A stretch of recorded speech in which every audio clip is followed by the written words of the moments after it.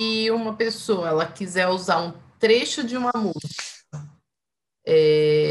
de um outro artista, qual que é o procedimento que ela deve fazer? Ele tem que ter autorização, primeiro, de uso. Tem duas formas. Ele pode regravar usando o trecho, é uma coisa, ou se ele usar já a gravação, é o que a gente chama de uso incidental. Incidental, tá? Incidental. Aí você tem que usar o corpo do fonograma que você está usando. E tem que estar cadastrado num novo fonograma. Então você cria um novo fonograma, onde você tem os titulares que entraram nesse novo fonograma, mais os titulares do fonograma que você está usando aquele pedaço. Tá. Tá? E a mesma coisa você faz, são duas obras distintas, tá? Então você Uhum. tem a obra que você está gravando e a obra que você está usando como incidental. E aí você tem que fazer esse cadastro também para que todos os titulares sejam contemplados. Qualquer trechinho que for usar, coisa mesmo de segundos, precisa Precisa inclusive de autorização, de autorização. tá? E em Isso. caso até de letras, vamos supor, se for um trecho da letra da pessoa, também funciona igual? Autorização, tá? E nem é todo mundo que autoriza, tá? Sim. Então, você que vai gravar, por exemplo, uma música, eu conheço casos assim de que ele não autoriza. O Roberto Carlos não gosta de autorizar terceiros a gravar a música dele, tá? A não ser que seja muito é, tenha muita proximidade de amizade, seja famoso, tudo isso, mas alguém queira que de repente fala, você pode cantar em show, tá? Cantar em show é uma coisa. Agora, Uhum. fixar a música, normalmente ele não permite. Tá. E aproveitando essa parte que você falou de show, toda vez que um artista ele realiza um show, é obrigatório o envio de informações de repertório para o ECAD? É, ele precisa enviar sim. Tá? E quem faz É isso? importante, precisa pagar normalmente o produtor do evento. Normalmente é o produtor do evento que fica responsável para passar essas informações para o ECAD, para que o ECAD possa fazer a distribuição. Tá? Ah, ah, é que no Brasil as coisas funcionam de uma forma que é um pouco complicado, tá? Para um evento, para um show, e você tem uma cadeia da música que está envolvida, tá? Tem lá o local onde você vai Sim. fazer o show, que pode ser num teatro, pode ser numa casa noturna, pode ser numa praça pública. Então, tem que ter sempre um responsável para recolhimento do direito autoral ao ECAD, tá? O ECAD vai cobrar alguém, desde que o Sim. ECAD também fique sabendo daquele evento. Muitas vezes o ECAD não fica sabendo e passa o show, não tem recolhimento, só que o ECAD, se foi gravado, por exemplo, vai para o YouTube, vai para qualquer rede social, o ECAD fica sabendo, ele tem o direito de ir lá e cobrar, tá? Ele vai, cobra o evento e normalmente a responsabilidade recai em cima do organizador do evento, tá? Tá. Do organizador. E muitas vezes o organizador de eventos, para se privar e para não ter problema jurídico, ele, quando não tem recolhimento quando não tem bilheteria, por exemplo, ele pede para os artistas ou para os compositores abrir mão do direito autoral, porque a não ser que tenha patrocínio, alguma coisa assim, aí ele consegue retirar o direito autoral que tem que pagar para o ECAD através desse patrocinador. Tá? E qual que é a vantagem de ter um contrato com uma editora? Hoje é muito importante, principalmente por conta das plataformas digitais. Tá? E até para preservar a sua música, tá? Um tempo atrás, eu até diria, para que eu vou ter uma editora? Tem necessidade. Mas hoje a gente vê que o papel da editora é importantíssimo. Ela pode divulgar a música, ela pode pegar, você editou numa editora, ela pode pegar a tua música e fazer um trabalho para que a sua música possa ser utilizada numa campanha publicitária, por exemplo. Isso o retorno financeiro é excelente, tá? Ela pode ficar de olho no conteúdo que sobe nas lojas, no Spotify, no Deezer, na Apple Music, no YouTube, e cobrar os direitos de sincronização ou de venda da sua música nas plataformas. Então, a editora tem uma participação muito forte hoje dentro do direito autoral. Tá? Eu recomendo que cada autor. O que os autores hoje estão fazendo para fugir de uma editora? Eles criam a sua própria editora. Mas tem uma editora. Tá? E tem que ter uma editora administrando a sua editora. Então, por exemplo, eu não quero editar direto com uma major, tá? O que eu faço? Eu crio a minha editora, eu edito as minhas obras na minha editora e peço para essa major administrar a minha editora. Esse é um formato hoje que está sendo usado no mundo inteiro. Caramba. Né? Uhum. Legal. Isso aí eu não sabia. É. E uma coisa também que a gente vê muito é que hoje tem muitos beatmakers, né? Eles criam os beats e vendem, né? E muitas vezes, principalmente enxerga que essa venda ela não é muitas vezes por contrato, tudo, mas uma dúvida. O beat, o certo é esse beatmaker ele cadastrar como obra, como que funciona se esse beat vira uma licença de uso para o artista, como que ele se encaixa na obra, esse beat, quando a pessoa adquire comprando. Só essa. O beat nada mais é do que o arranjo, tá? É, ou ele entra como arranjo ou ele passa a fazer parte da obra, tá?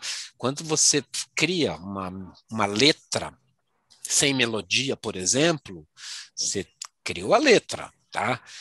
Aí você precisa ter uma melodia, aí você vai lá e pega um beatmaker, tá? Tá. Ou você adquire esse beatmaker, ele passa a fazer parte da sua obra, você registra em seu nome, desde que você tenha pago e essa pessoa que fez o beatmaker libere e que não seja um plágio.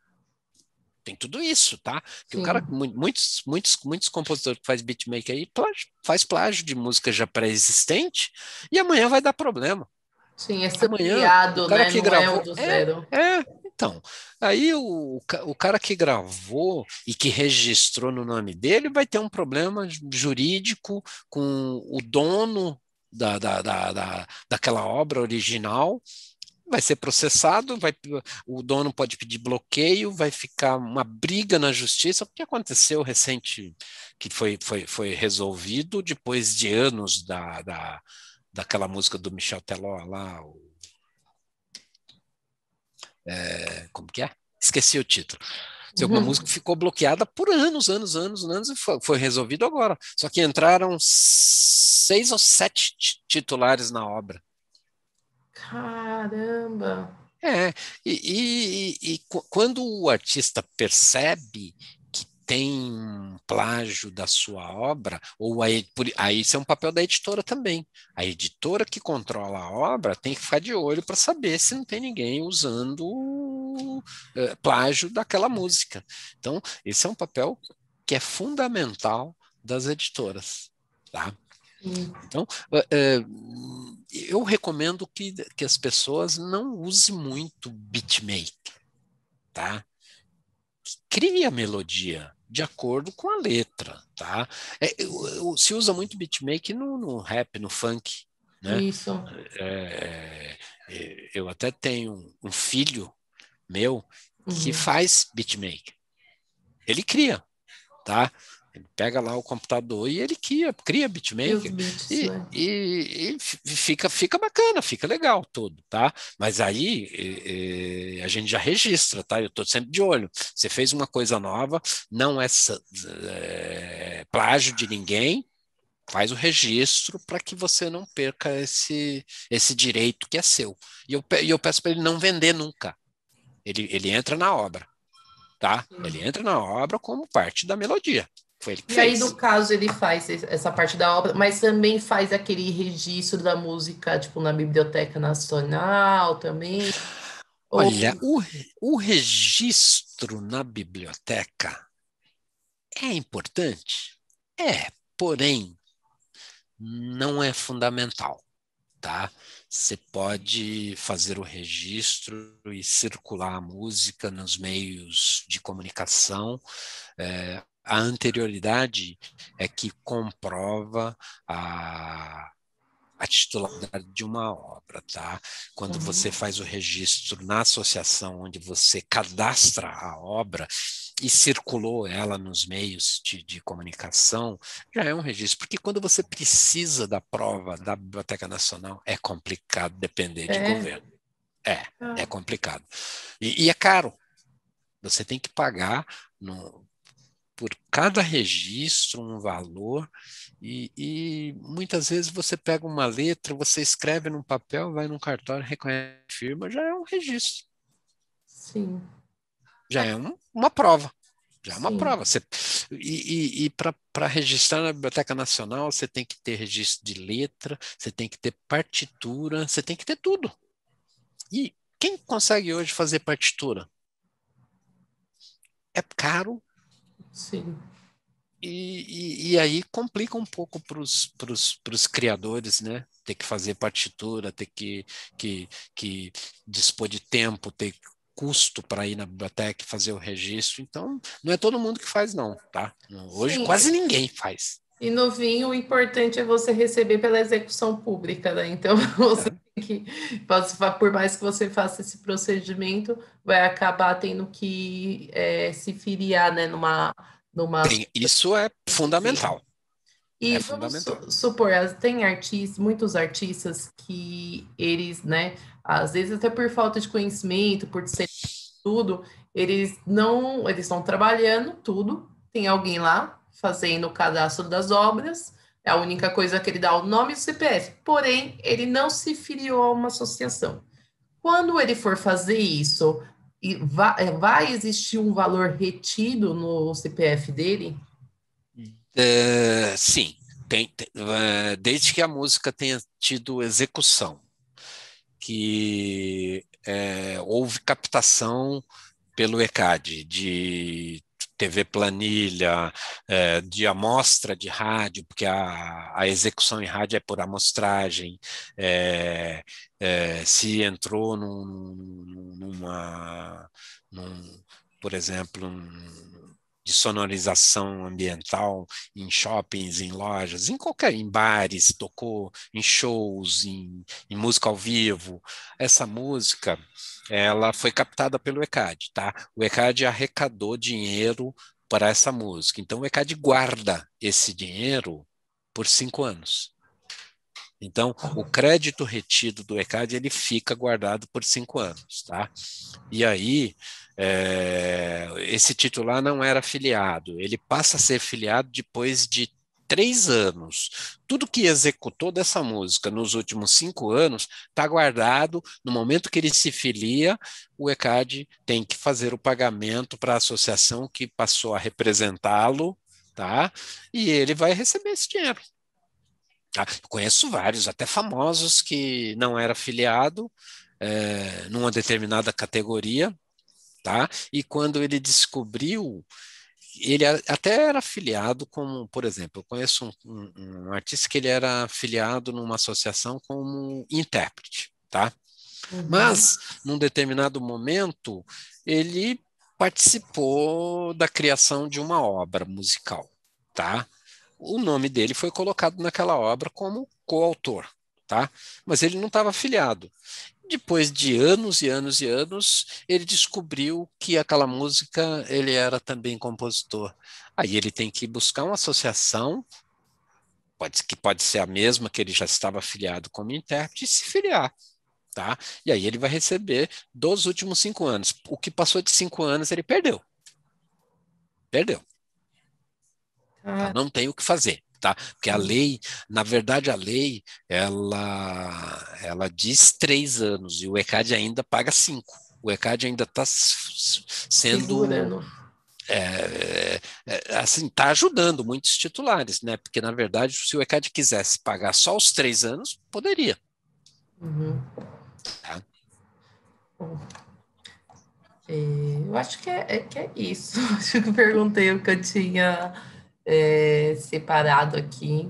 No Uhum. São muitas perguntas, né? Porque eu acho que essa questão do direito autoral, ele sempre tem uma dúvida nova. Ah, eu tenho mais uma assim para fazer.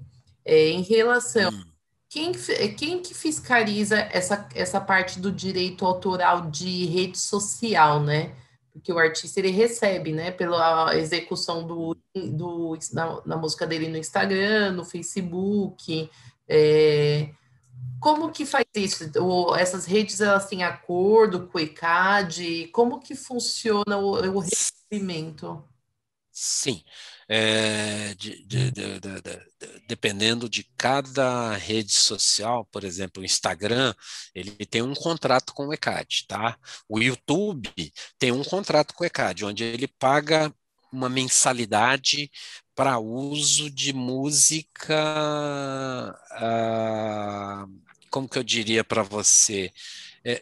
A gente chama assim de licença em branco. Quando ele assina um acordo com o ECAD, ele está assinando uma licença em branco para usar qualquer música. Desde que ele esteja pagando aquela mensalidade, aquele valor, ele pode usar Roberto Carlos, ele pode usar Beatles, ele pode usar Michael Jackson, ele pode usar Chitãozinho Chororó, qualquer música ele pode usar. Está pagando o ECAD. E ele tem que fornecer para o ECAD a informação do que ele está sendo utilizado o YouTube, por exemplo, manda uma relação de tudo que eles utilizaram dentro daquela rede social. Tá? O ECAD pega aquelas informações, processa, pega o dinheiro arrecadado e divide pela quantidade de execuções, acha o valor do ponto e depois ele multiplica por cada obra utilizada para saber quanto que cada autor tem a receber, ou cada intérprete, ou cada músico. E aí ele faz todo o processo, por isso que esse trabalho é feito pelo ECAD, todo o processamento do que se arrecada, o que se identifica. Então, dinheiro arrecadado, música que foi identificada na execução, ele acha o valor de uma execução com a sua característica de uso, dentro de cada rubrica, que a gente chama de rubrica, tá? Uhum. O tipo de execução. Então, tem a rubrica de rádio, tem a rubrica de televisão, tem a rubrica de show, música ao vivo, sonorização ambiental, casas de festas, e muitas outras rubricas aí, audiovisual. E hoje o audiovisual representa aí, eu diria que hoje 60% do dinheiro que o ECAD arrecada é com audiovisual, que é a televisão, cinema, tudo isso. O cinema, quando um filme é exibido, tem uma parcelinha lá da bilheteria que vai para o ECAD. Tá? E o ECAD tem que apontar todas as músicas que estão dentro do filme, que foram sincronizadas no filme, e fazer a distribuição dos direitos autorais para os detentores do direito. Tá. Entendeu? E o ECAD também ele fica responsável por todos os estabelecimentos comerciais que executam música? Sim, sim. Ele tem a obrigação de cobrar todos os estabelecimentos. Tá. Uma dúvida, né? Porque é uma Hum, questão que já estava vindo de um tempo, tudo. É, a, pa- a- hotel e cruzeiro saiu dessa... Não, eles são obrigados a pagar. Ainda continuam obrigados. Sim, sim, sim. Sim. Eles estão tentando sair, Há muitos mas anos, né? se há muitos anos, mas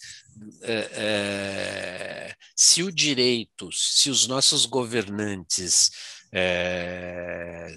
trabalharem corretamente, eles jamais vão deixar essas pessoas.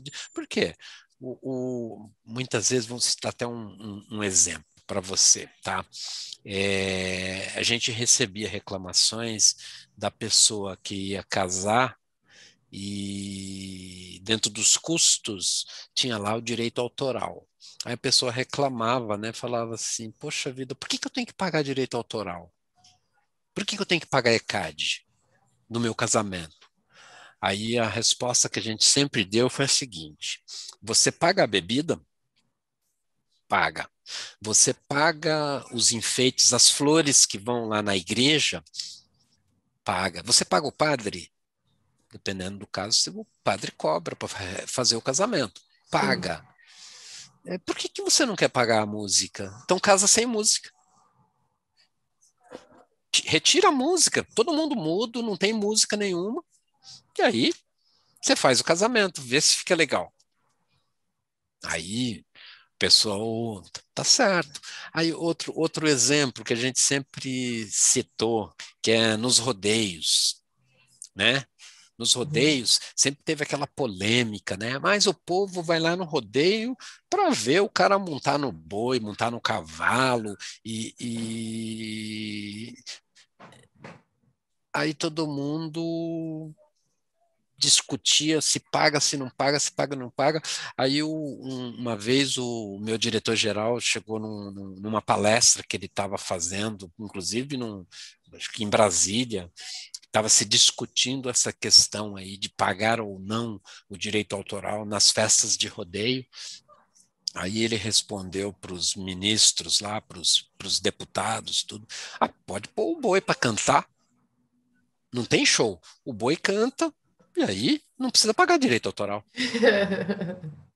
Mas, mas não, porque a cadeia da música sobrevive do que a gente consegue arrecadar, do que é consumido.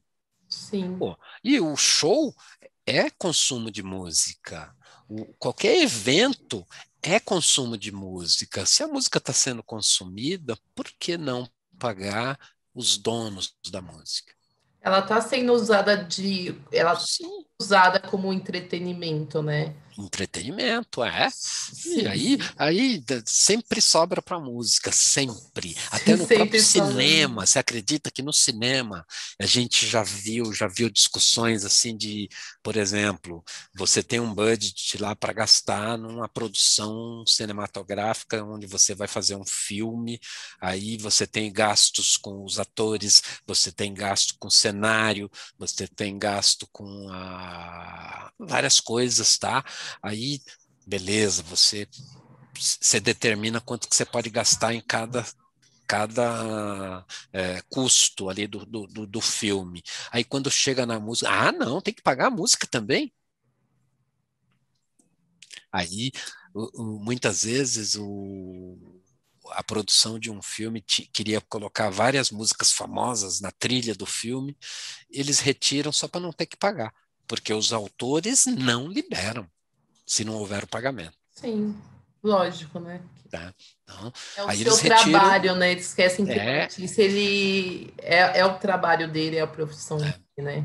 Por isso que hoje existem muitos criadores de trilha incidental, que a gente chama, que são as trilhas que vão nos audiovisuais, tá? Então, aquela musiquinha que toca de fundo, que nem sempre é uma música famosa.